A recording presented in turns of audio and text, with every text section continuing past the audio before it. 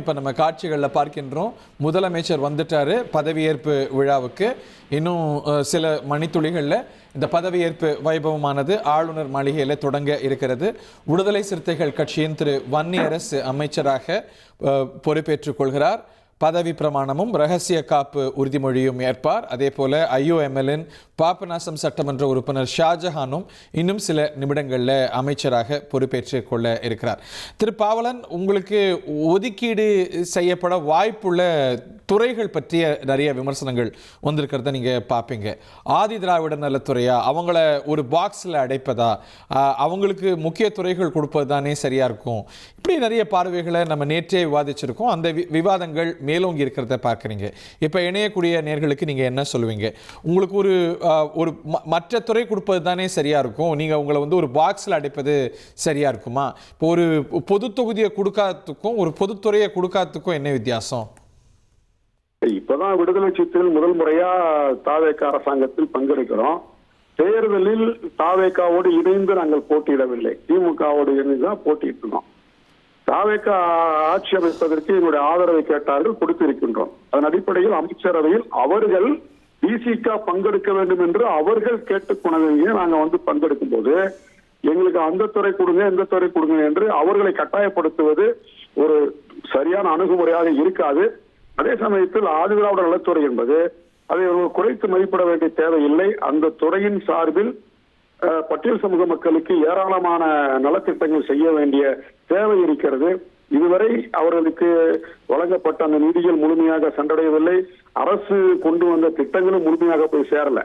அது மாநில அரசு நிதி, ஒன்றிய அரசு நிதி ஏராளமா கோடிக்கணக்கில் இருக்கு. இந்த நிதிகள் வங்கிகள் மூலமா தான் அந்த மக்களுக்கு சென்றடையும். வங்கிகள் அதை தாராள மனசோட அந்த நிதியை கொடுக்கறது இல்லை. அப்ப இந்த துறைக்கு விசிக சார்பில் ஒருத்தர் அமைச்சரை வந்துட்டார்னா இவருடைய அந்த அதிகாரத்தை பயன்படுத்தி இந்த நிதிகளை முழுமையா அந்த மக்களுக்கு பயன்பட வைக்கலாம்.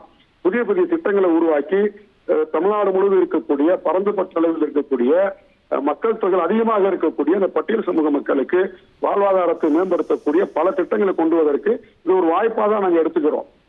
அந்த பார்வையில பார்க்கணும். ஒரு ஆதிராவிட நலத்துறைனா அதை நம்ம குறைச்சு மதிப்பிட தேவையில்லை, ஒரு அண்டர் எஸ்டிமேட் போட தேவையில்லை. எந்த துறையாக இருந்தாலும் நம்முடைய பெர்ஃபார்மன்ஸ் எப்படி இருக்கிறது, அந்த துறையின் கீழ் வரக்கூடிய மக்களை நம்ம எவ்வாறு மேம்படுத்துகிறோம் என்பதை பார்க்கணும். இன்னும் எந்த திட்டங்கள் கொண்டு வந்தாலும் அது பட்டியல் சமூக மக்களிடம் போய் முழுமையாக சேருவதில்லை.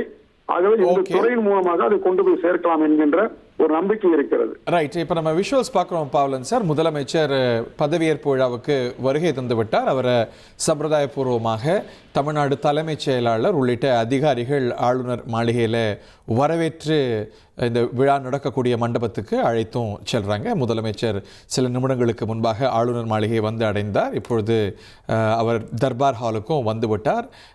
இன்று இந்த மேடையில் தான், நேற்று எந்த மேடையில் பதவியேற்பு வைபவம் நடந்ததோ அதே மேடையில் நடைபெறுகிறது.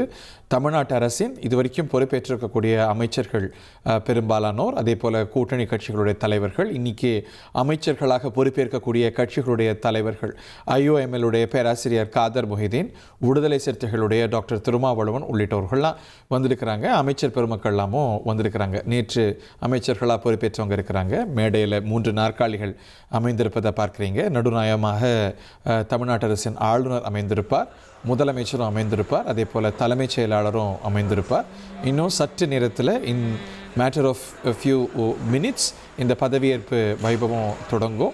1,28,00,000 மனங்களை வென்ற தந்தி டிவி யூடியூப் சேனல். தவிர்க்க முடியாத தம்ப்நெயில், கலக்கலான கான்டென்ட்ஸ். நீங்களும் இந்த குடும்பத்தில் இணைய இப்பவே சப்ஸ்கிரைப் பண்ணுங்க. அசுரபலம் கொண்ட எங்கள் டிஜிட்டல் கரங்களில் உங்கள் விளம்பரங்களை சேர்க்க வாட்ஸ்அப் பண்ணுங்க. 8939888378. Email advtthanditv@dttv.in.